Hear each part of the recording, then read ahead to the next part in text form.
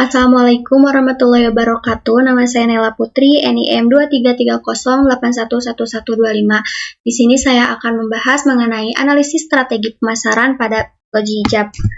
Nah, pertama latar belakang perusahaan. Nah, loji hijab ini didirikan pada 3 Agustus 2015 di Tasikmalaya oleh Andesni Hirda Putri, seorang lulusan Universitas Padjadjaran Bandung. Nama loji merupakan singkatan dari Love & Koji yang mencerminkan harapan bahwa konsumen akan merasa nyaman dan mencintai produk hingga kembali berbelanja. Perusahaan ini memulai perjalanannya dengan fokus pada produk hijab dan scarf, namun kemudian berkembang menjadi brand muslimwear yang menawarkan beragam produk seperti dress syar'i, silk tunic, kulot, bag, jaket, pajama, dan hijab instan. Nah, adapun alasan pemilihan perusahaan ini yang pertama adaptasi sukses ke online selama COVID-19, rating 4,9 di online shop yang mencerminkan kepuasan pelanggan yang tinggi dan mempunyai varian warna yang banyak setiap produknya. Selanjutnya di sini ada analisis pastel. Yang pertama dari segi politiknya.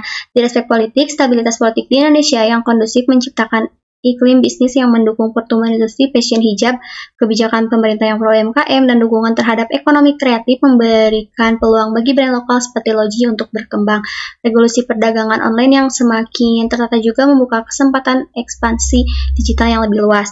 Nah, dari segi ekonominya, pertumbuhan ekonomi yang stabil, peningkatan daya beli masyarakat kelas menengah, dan tren belanja online yang meningkat menciptakan pasar yang menguntungkan.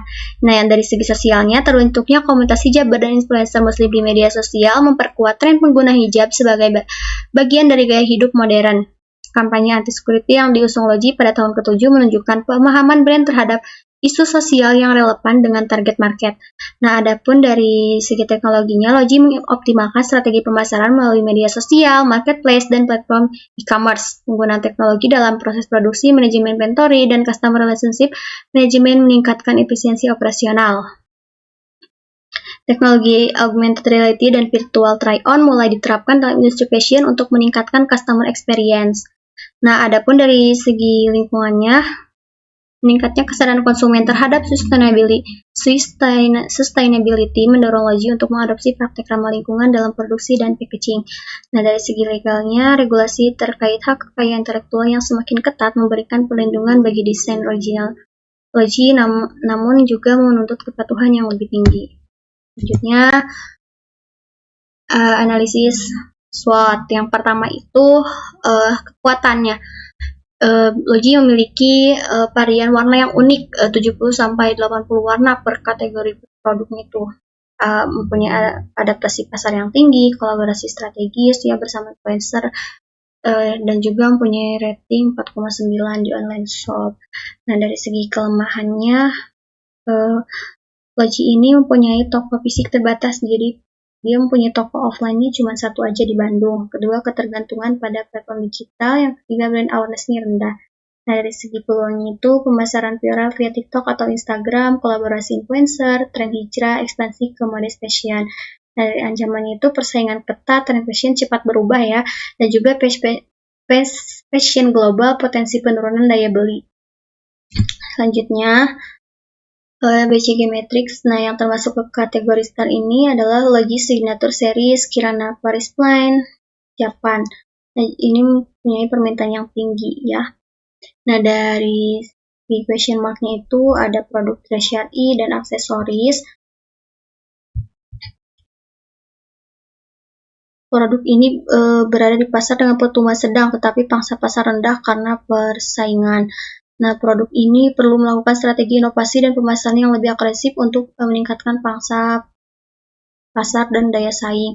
Nah, kategori cash cow ini ada hijab basic daily dan Virgo instant simple. Produk ini memiliki penjualan stabil di pasar dengan pertumbuhan rendah, menghasilkan keuntungan untuk mendanai produk lain. Nah, dari kategori dog, ada hijab motif etnik tradisional dan fashion chiffon glitter. Nah, produk dengan desain klasik yang mulai tergeser tren hijab modern menjadikan penjualan cenderung stagnan dan memerlukan evaluasi strategi.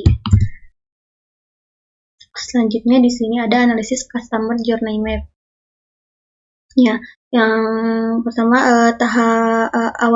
awareness itu iklan Instagram atau TikTok, influencer, event fashion. Nah, peluangnya itu tingkatkan kualitas konten visual dan influencer.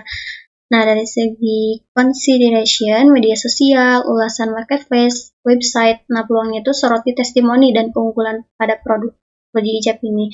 Nah, yang ketiga, forecast, marketplace, live shopping, layanan pelanggan, peluangnya itu sederhanakan checkout dan lebih sering menawarkan promo gitu. Yang keempat, retention, seperti kemasan, program loyalitas, survei. Nah, peluangnya itu edukasi mix and match. Jadi lebih sering buat konten mix and match baju dan juga kerudung ya. Dan selain itu perkuat juga loyalitas pelanggan. Yang kelima, advokasi, konten buatan pengguna, program referral, komunitas. Jadi peluangnya itu dorong konten dan testimoni pelanggan terus. Dengan pelanggan buat konten dan testimoni sukarela.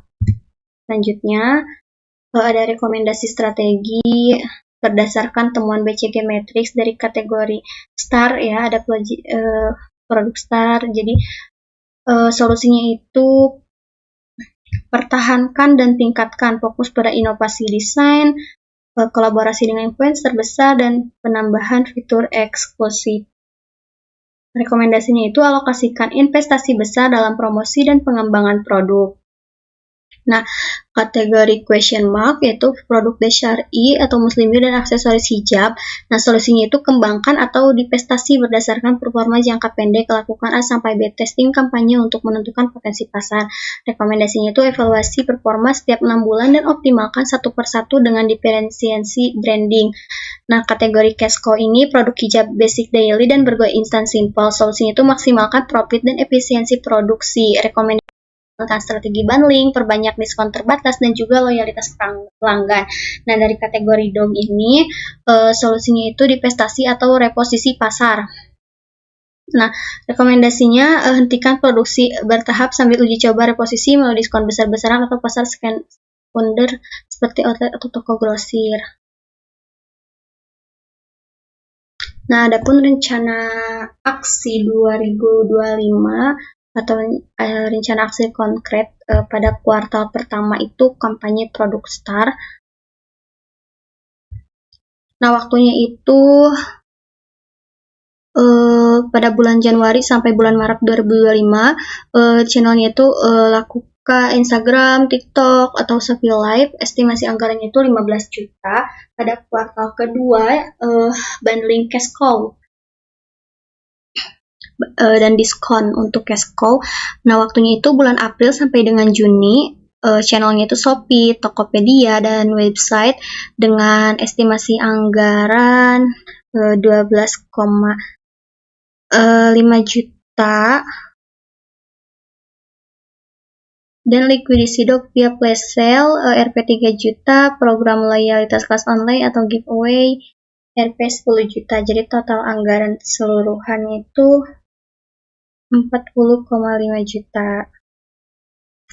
Selanjutnya ada kesimpulan. Nah, jadi berdasarkan studi kasus loji hijab dapat disimpulkan bahwa perusahaan memiliki potensi pertumbuhan besar di sektor fashion muslim Indonesia melalui pemanfaatan strategi digital, portofolio produk yang selektif, dan pendekatan berbasis komunitas. Namun, keberhasilan jangka panjang menuntut efisiensi alokasi sumber daya terhadap produk unggulan STAR dan cash cows, serta keberanian dalam mengambil keputusan terhadap produk rendah performa.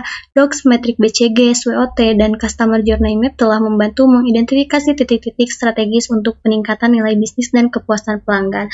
Mungkin cukup sekian pembahasan